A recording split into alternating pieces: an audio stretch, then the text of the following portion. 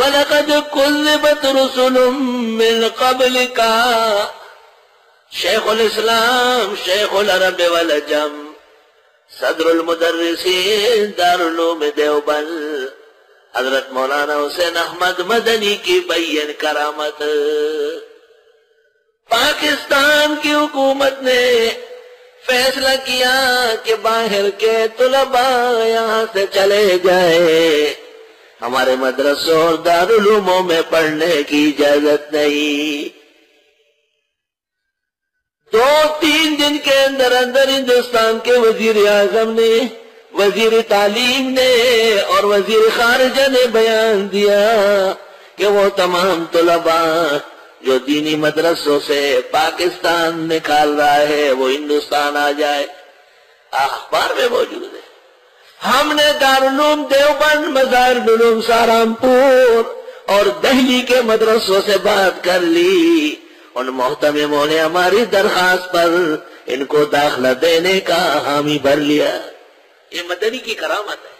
آسمان و زمین نے دیکھا کہ ہندوؤں کے لیڈر آج بھی ہمارے حکمران کو کہا ہے مولانا مدنی کے آداب سمجھو، منہ سنبھالو، فضول باتیں نہ کرو، اور یہ حضرت شیخ الاسلام کو گالیاں دے رہا۔ چنانچہ سلامتی کونسل میں ہندوستان نے درخواست دائر کی کہ مسلم سیٹ ہمیں دے، پاکستان تو مدرسوں سے طلباء کو نکال رہا ہے۔ عرب سعودی عرب نے تائید کر لی ان کی کہ دے ان کو، کیونکہ ان کی بھی دل آزاری ہے۔ سعودی عرب بھی تماشا تو دیکھ رہا ہے، دل میں زخم تو ہے ان کا، انہوں نے تائید کر لی کہ مسلم ملکوں کا نمائندہ ہندوستان ہے، پاکستان نہیں۔ وہ تو بچوں کو، لڑکوں کو، پڑھنے والوں کو مدرسوں سے باہر نکالے، مارو ہے۔ اور ہندوستان نے کہا جو امریکہ آپ کو کہتا ہے کہ نکالو دہشت گرد ہے، وہ امریکہ منموہن کو کیوں نہیں کہتا؟ وہ اپنے موقع پہ ڈٹے ہوئے ہیں، وہ حقائق اور صدائق جانتے ہیں، اور آپ غلط کر کے ضمیر فروشی کر رہے ہیں۔ پوری دنیا میں آپ کا چہرہ سیاہ ہو چکا ہے۔ پوری دنیا نے دیکھا کہ ہندوؤں کا وزیر اعلیٰ، وزیر اعظم سب ڈٹے ہوئے کہ پوری دنیا سے جو طلباء پاکستان پڑھنے آئے ہندوستان آ جائے، اور جتنے گئے سب کو داخلہ مل گیا۔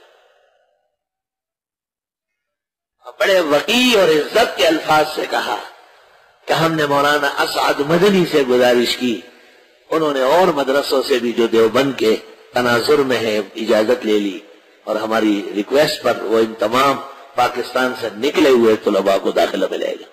یہ نکال رہے ہیں اور وہ دے کر استغفر اللہ و اتوب الیہ۔ کیا کریں؟ یقیناً تکذیب کی گئی پیغمبروں کی آپ سے پہلے، فصبروا علی ما کذبوا وعوذوا، بس انہوں نے صبر کیا اس پر جو ان کی تکذیب کی گئی اور انہیں تکلیفیں دی گئی، حتی اتاہم نصرنا، یہاں تک کہ آ گئی ان کے پاس ہماری مدد۔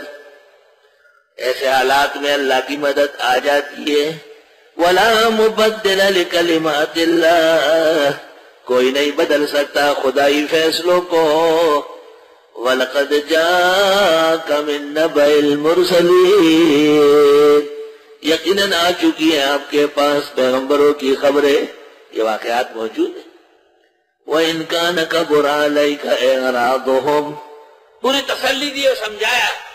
اگر اب بھی آپ کی تسلی نہیں ہے تو تنبیہ مبلغ کو کہ تم تبلیغی شاہراہوں پر چلتے ہوئے گھبراتے کیوں ہیں؟